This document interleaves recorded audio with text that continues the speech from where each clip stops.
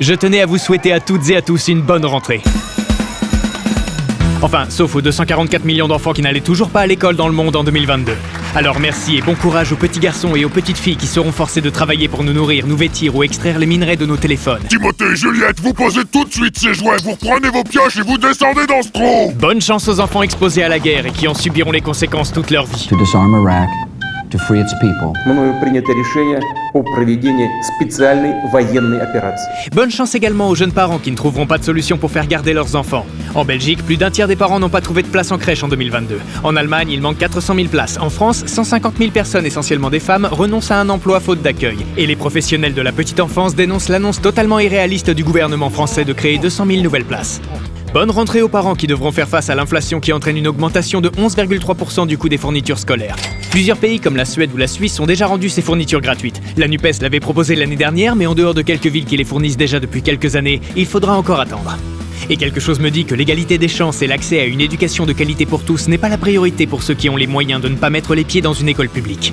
La ségrégation scolaire est une forme de ségrégation observée au sein de certains systèmes éducatifs. Elle consiste en la séparation plus ou moins marquée des élèves dans des écoles différentes, principalement en fonction de leur statut socio-économique, de leur performance scolaire ou de leurs caractéristiques ethniques, culturelles et religieuses. Si le but est de faire de l'éducation un outil de perpétuation des inégalités sociales, il semble logique de continuer à financer des écoles privées avec de l'argent public pour le bénéfice des plus aisés, tout en fermant des classes et en sous-dotant les écoles publiques. En 2019, l'étude PISA mettait à nouveau en lumière le poids de l'origine sociale des parents sur la réussite scolaire des enfants français, et ça ne semble pas vraiment s'arranger.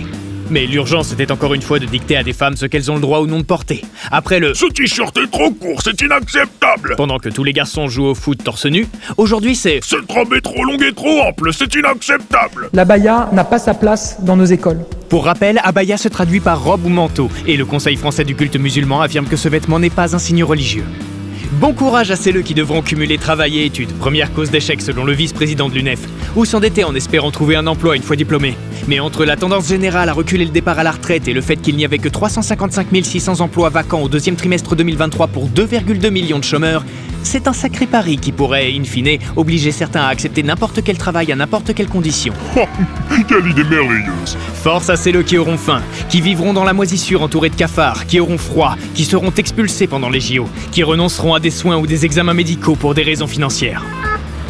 Alors je vous souhaite sincèrement à toutes et à tous une excellente rentrée. Et n'oubliez pas l'importance de défendre votre avenir, vos retraites, votre planète. Rappelez-vous qu'au printemps 2006, un mouvement social fort entraîné par les étudiants et les lycéens a obtenu la suppression du contrat première embauche alors même que la loi le créant avait été votée et promulguée. Aujourd'hui encore, rien n'est immuable, tout peut changer.